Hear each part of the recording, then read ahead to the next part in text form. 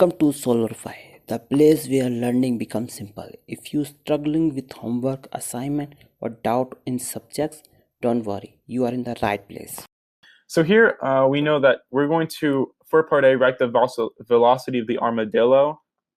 This would be v sub x I hat plus v sub y j hat. And we can say that since there's no net force exerted on the in the x direction, and the x component of the velocity of the armadillo is constant, we can say v sub x is equaling 5.0 meters per second. And then in the y direction, so we can say y direction at t equals 3.0 seconds, we are going to use equation 211, knowing that the initial velocity in the y direction is equaling 0 meters per second. So we can say v sub y equals v initial sub y, and this would be plus the acceleration in the y direction times t. This term is eliminated, and so this would be equal to v initial.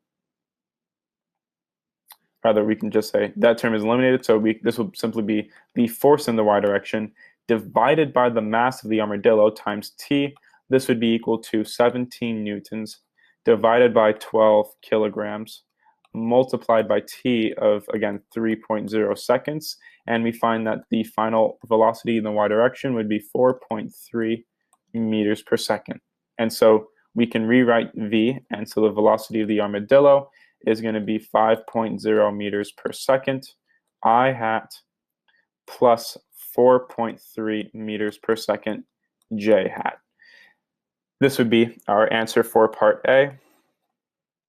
For part B, we're going to write the position vector of the armadillo r hat. This would be equal to r sub x I hat plus r sub y j hat.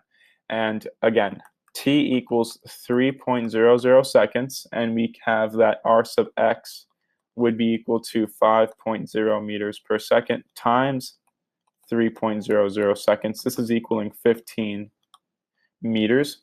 And then we can use equation 215,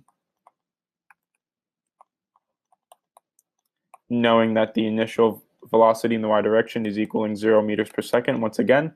So we can say r sub y would be equal to v initial yt plus 1/2 a sub yt squared. This is going to be eliminated rather, and this would be equal to force sub y t squared divided by 2 times m. This is equaling 17 newtons multiplied by 3.0 seconds squared divided by 2 times 12 kilograms.